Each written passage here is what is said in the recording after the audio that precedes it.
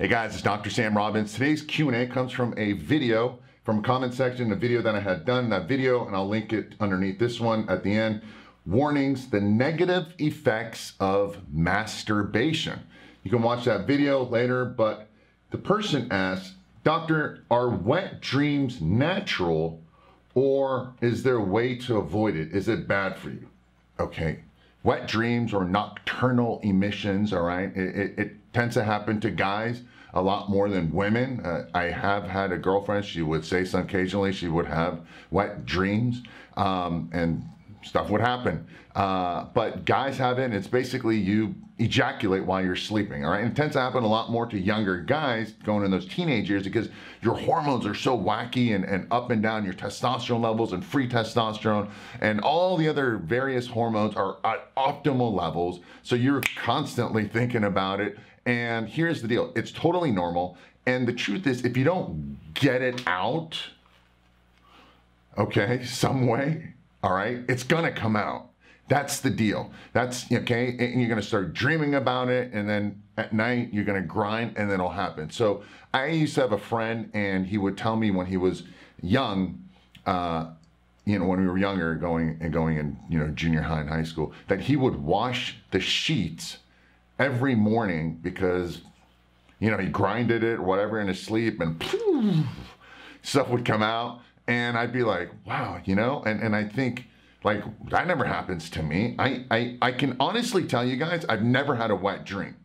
And it's weird, right? It's like all my friends have, and I've had girlfriends who tell me they had it, and my friend used to wash his sheets. But I realized I took care of business, so it came out manually, right? Intentionally rather than indirectly during sleep. So if you don't want that, I told my friend, like, why don't you? And he just says, well, why would I do that? So when he started doing that, he no longer had nocturnal emissions or wet dreams, all right? And I had a friend who actually, very, very, very, very, very close family friend of mine, who the first time that happened, he freaked out, right? He started crying. He's like, Daddy, what's going on? And, he told my mom. My mom's like, have your daddy talk and all that stuff. And he didn't know what's going on. So if you're young and this happens, it's normal, right? So don't be afraid of it. It's gonna come out, especially during those younger years. So you either get it out or it's gonna come out, and there's nothing negative. Don't worry about it.